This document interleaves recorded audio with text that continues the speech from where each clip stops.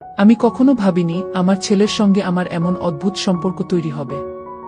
শুরুতে মনে হয়েছিল এই সম্পর্কটা সমাজের চোখে ধরা পড়লে আমি মুখ দেখাতে পারব না। সে সবসময় আমার কাছে আসতো, আমাকে আঁকড়ে ধরত যেন আমি ছাড়া সে বাঁচতেই পারবে না। অনেকেই সন্দেহ করেছিল। হ্যালো বন্ধুরা, আজকের গল্পটা খুবই স্পেশাল, তাই সবাই রেডি থাকো। আমি গ্যারান্টি দিয়ে বলতে পারি গল্পটা শেষ পর্যন্ত শুনলে তোমাদের দাঁড়িয়ে যাবে। তাই ভিডিওটা শেষ পর্যন্ত দেখার অনুরোধ রইল। আর দয়া করে গল্পগুলো ভালো লাগলে ভিডিওটি লাইক, শেয়ার এবং আমাদের চ্যানেলটি দয়া করে সাবস্ক্রাইব করো প্লিজ। তাহলে আমাদের ভিডিও সবার আগে তোমার কাছে পৌঁছে যাবে। তো চলুন বেশি কথা না বলে গল্পে জাম্প করা যাক। আমার নাম রেহানা। আমার বয়স যখন 20, তখন আমার জীবন ছিল শান্ত আর স্বপ্নভরা। আমি ছিলাম গ্রামের স্কুলের একজন শিক্ষিকা। ছোট ছোট শিশুদের পড়ানো আমার সবচেয়ে প্রিয় কাজ ছিল। আমি ছিলাম বিধবা, আমার স্বামী মারা গিয়েছিলেন অনেক আগেই, ছেলেকে জন্ম দেওয়ার কিছুদিন পরেই। তখন আমার ছেলে আরিফের বয়স ছিল মাত্র 4 মাস। জীবনটা খুব সহজ ছিল না, কিন্তু আমার ছেলে আমার শক্তি হয়ে দাঁড়িয়েছিল। গ্রামের মানুষজন আমাকে সম্মান করত, কারণ আমি শুধু পড়াতাম না, গরিবদের সাহায্য করার চেষ্টা করতাম। কারো ঘরে চাল না থাকলে আমি নিজের ঘরের ভাত ভাগ করে দিতাম। কারো ছেলে মেয়ে স্কুলে বই কিনতে না পারলে আমার বেতনের কিছু টাকা দিয়ে দিতাম। আমার মনে হতো অন্যকে সাহায্য করলে নিজের কষ্ট কিছুটা হলেও হালকা হয়। কিন্তু আমার জীবনের সবচেয়ে বড় সুখ ছিল আমার ছেলে আরিফ, যেন আমার বেঁচে থাকার একমাত্র কারণ। সে ছোট্টবেলা থেকেই চুপচাপ আর ভদ্র ছিল। অন্য বাচ্চারা যেমন দুষ্টুমি করে, আরিফ তেমন করত না, বরং সবসময় আমার পাশে থাকত। যখন আমি স্কুলে পড়াতে যেতাম, তখন সে স্কুলের আঙিনায় বসে ছবি আঁকত বা বই দেখত। কিন্তু একদিন আমার জীবনের রং একেবারেই বদলে গেল। স্কুল থেকে ফেরার পথে আমি লক্ষ্য করলাম এক ছেলে কাঁদতে কাঁদতে রাস্তার পাশে বসে আছে। বয়স হবে প্রায় 1-2 বছর। ছেলেটির মুখ শুকিয়ে গেছে, চোখ লাল। আমি কাছে গিয়ে জিজ্ঞেস করলাম, কি রে, কেন কাঁদছিস? সে ভয়ার্ত চোখে আমার দিকে তাকাল। কিছুক্ষণ চুপ করে থেকে বলল, আমার মা আমাকে খেতে দেয় না। 3 দিন ধরে আমি শুধু পানি খেয়েছি। আমি বিস্ময়ে তাকিয়ে রইলাম। জিজ্ঞেস করলাম, তোর বাবা নেই? সে মাথা নিচু করে বলল, আছে, কিন্তু তিনি শহরে কাজে গেছেন।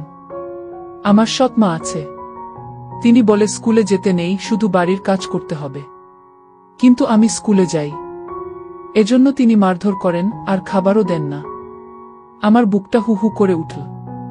আমি ছেলেটির নাম জিজ্ঞেস করলাম। সে বলল, আমার নাম রাফি।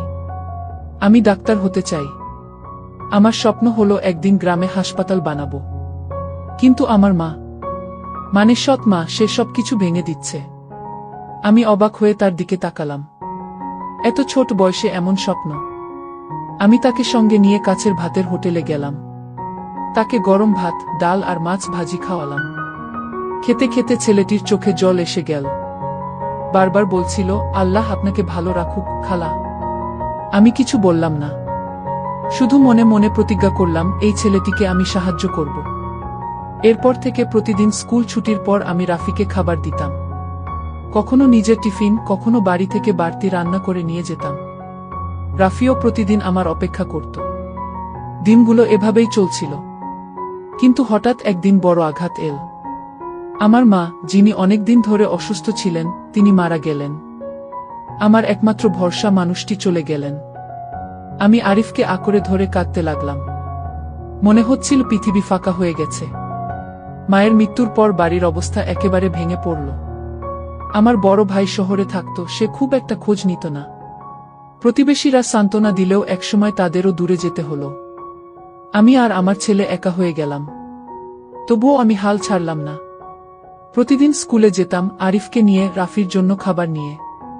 কিন্তু ভাগ্য যেন আমাকে আর শান্তিতে থাকতে দিতে চাইছিল না। এক সন্ধ্যায় বাড়ি ফেরার সময় লক্ষ্য করলাম রাফি রাস্তার পাশে বসে কাঁদছে। আমি দ্রুত গিয়ে জিজ্ঞেস করলাম, কি হলো? সে কাঁদতে কাঁদতে বলল, আমার মা আমাকে ঘর থেকে বের করে দিয়েছে। বলেছে আর কখনো যেন বাসায় না ফিরি। আমি কোথায় যাব খালা? আমি নির্বাক হয়ে গেলাম। রাফিকে আমি নিজের ঘরে নিয়ে এলাম। আরিফ খুব খুশি হলো। বলল, মা, আমার ভাই পেয়ে গেছি। সেদিন রাতে আমি অনেক ভেবেছিলাম। একদিকে নিজের ছেলে, অন্যদিকে এই অসহায় রাফি। কিন্তু আমার মনের ভেতরে একটা কণ্ঠ বলছিল, তুই একা নস, তুই যদি একটাকে বাঁচাতে পারিস তবে সেটাই তোর দায়িত্ব। আমি সিদ্ধান্ত নিলাম রাফিকে নিজের ছেলের মতো লালন করব। কিন্তু আমি বুঝতে পারিনি এই সিদ্ধান্ত আমার জীবনে ঝড় ডেকে আনবে। কারণ কয়েকদিনের মধ্যেই গ্রামের মানুষ গুজব ছড়াতে শুরু করল। কেউ বলল আমি নাকি রাফিকে দত্তক নিয়েছি স্বার্থের জন্য। কেউ বলল ছেলে মানুষকে ঘরে তোলা মানে বিপদ ডেকে আনা। এমনকি আমার ভাই পর্যন্ত এসে বলল, তুই এসব কাণ্ড কেন করছিস? লোকজন কি বলছে জানিস? আমি মাথা উঁচু করে উত্তর দিলাম, আমি জানি আমি কি করছি। এই ছেলেটা আমার সন্তানের মতো, ওর কোনো অপরাধ নেই। আমার ভাই রেগে গিয়ে চলে গেল। আমি বুঝলাম এখন থেকে আমাকে একাই সবকিছু সামলাতে হবে। এরপর থেকে আমার ঘরে নতুন লড়াই শুরু হলো। দুই ছেলে, আরিফ আর রাফি, ওরা ধীরে ধীরে একে অপরের ভাই হয়ে উঠছিল। একসঙ্গে খেলা করত, পড়াশোনা করত। আমি ওদের দেখে মনে মনে স্বপ্ন বুনতাম একদিন এরা দুজনেই বড় মানুষ হবে। কিন্তু গল্প এখানেই শেষ নয়। এক রাতে আমি হঠাৎ শুনতে পেলাম বাড়ির বাইরে অচেনা কারো পদশব্দ। জানালা দিয়ে উকি মারতেই দেখলাম এক অপরিচিত লোক রাফির নাম ধরে ডাকছে। ভয় পেয়ে আমি ছেলেকে আঁকড়ে ধরলাম। আমি বুঝতে পারছিলাম কিছু একটা অশুভ আমাদের দিকে এগিয়ে আসছে। রাফিকে নিয়ে অচেনা লোকটা যখন আমাদের বাড়ির বাইরে দাঁড়িয়ে ডাকছিল, আমার বুক কেঁপে উঠল। আমি তখনও ঠিক বুঝতে পারছিলাম না লোকটা কে। চুপচাপ দাঁড়িয়ে থেকে তার ছায়াটা লক্ষ্য করছিলাম।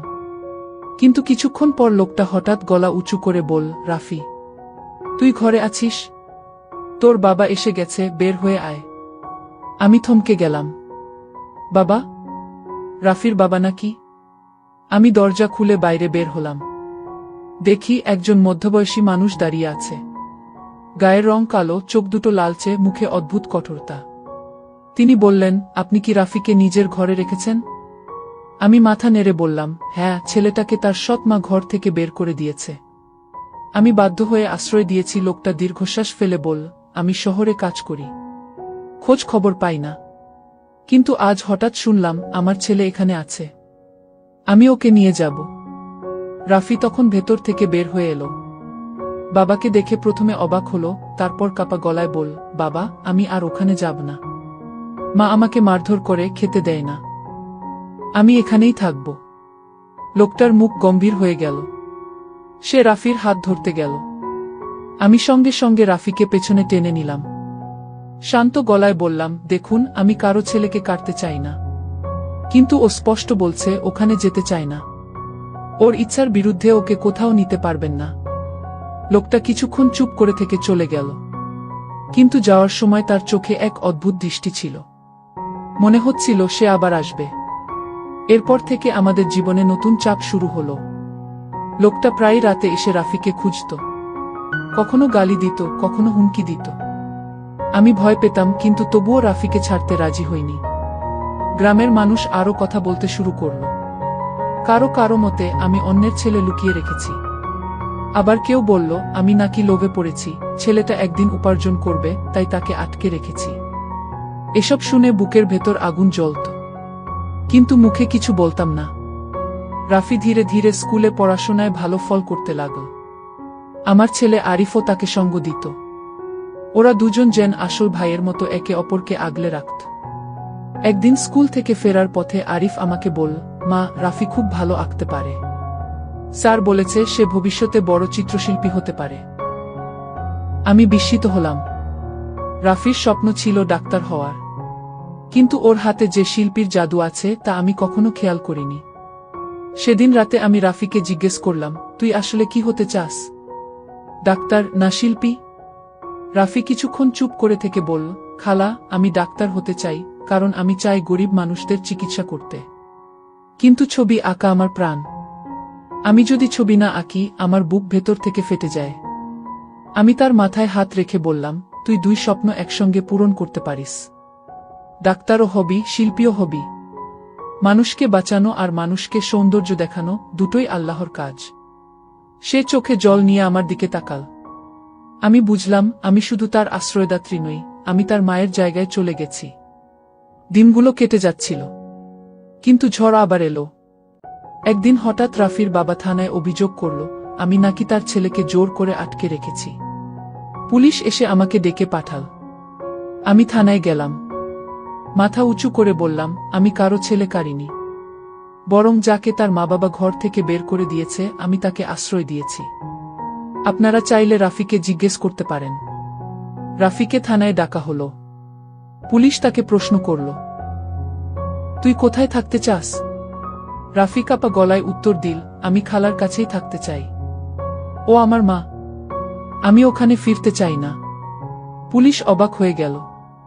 থানার অফিসার রাফির বাবাকে বলল, আপনার ছেলে স্পষ্ট বলছে সে কোথায় থাকতে চায়, জোর করে আপনি নিতে পারবেন না।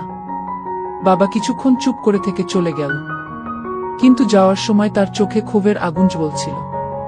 আমি বুঝলাম ঝামেলা এখানেই শেষ নয়। এরপর থেকে আমার জীবন আরো কঠিন হয়ে উঠল। আরিফ আর রাফিকে পড়ানো, সংসার চালানো, গ্রামের মানুষের বদনাম সহ্য করা, সবকিছু একসাথে টেনে নিচ্ছিলাম। মাঝে মাঝে ভেঙে পড়তে ইচ্ছে করত, কিন্তু যখন আমার ছেলেরা পাশে দাঁড়িয়ে হাসত তখন মনে হতো আমি পৃথিবীর সব সুখ পেয়ে গেছি। একদিন রাতে হঠাৎ দরজায় জোরে ধাক্কা পড়ল। আমি আঁতকে উঠলাম। দরজা খুলে দেখি রাফির বাবা, সঙ্গে দুজন অচেনা লোক। সে গর্জে উঠল, আজ আমি আমার ছেলেকে নিয়ে যাব, আর কেউ আটকাতে পারবে না। আমি দরজার সামনে দাঁড়িয়ে বললাম, ওর ইচ্ছা ছাড়া আপনি কাউকে নিতে পারবেন না। লোকটা ধাক্কা দিয়ে ভেতরে ঢুকতে চাইছিল। তখনই রাফি সামনে এসে দাঁড়াল। সে কাঁদতে কাঁদতে বলল, বাবা, আমি আপনাকে সম্মান করি, কিন্তু আমি ওখানে ফিরব না। আপনি যদি আমাকে ভালোবাসেন তবে আমাকে আমার মায়ের সঙ্গে থাকতে দিন। এই মা শব্দটা শুনে আমার বুকটা হু হু করে উঠল। রাফির বাবা থমকে গেল, তারপর কিছু না বলে ঘুরে চলে গেল। সেদিন আমি বুঝলাম ভালোবাসার শক্তি কতটা প্রবল। বছর ঘুরতে থাকল। আরিফ আর রাফি বড় হতে লাগল। আরিফ পড়াশোনায় ভালো, রাফি শিল্পী আর বিজ্ঞানের জগতে একসঙ্গে উঠতে চাইছিল। আমি গর্বে ভরে যেতাম, কিন্তু জীবনের শেষ পরীক্ষা তখনও বাকি ছিল। এক রাতে হঠাৎ রাফি অসুস্থ হয়ে পড়ল। জ্বর, মাথা ঘোরা, শরীর দুর্বল। আমি দিশেহারা হয়ে গেলাম। কাছের হাসপাতালে নিয়ে গেলাম। ডাক্তার বলল, গুরুতর রক্তের অসুখ ধরা পড়েছে, অনেক টাকার চিকিৎসা লাগবে। আমার চোখে অন্ধকার নেমে এলো। এত টাকা আমি কোথায় পাব? গ্রামের মানুষ তখনও গুজব ছড়াচ্ছিল, কেউ সাহায্য করল না। আমি ভেঙে পড়েছিলাম। তখন আরিফ আমার হাত ধরে বলল, মা, ভয় পেও না, আমি রাফিকে বাঁচাবো।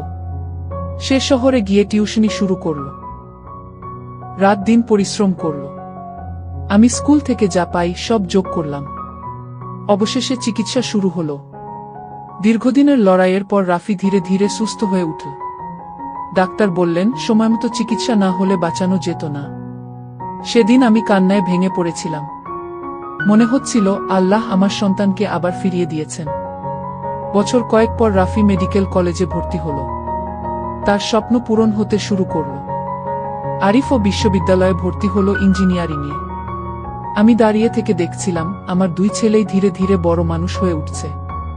গ্রামের মানুষ যারা একসময় গুজব রটাত, তারা এখন এসে বলতো, আপনি সত্যিই মহান মা। আপনি না থাকলে রাফি হয়তো আজ বেঁচেই থাকতো না।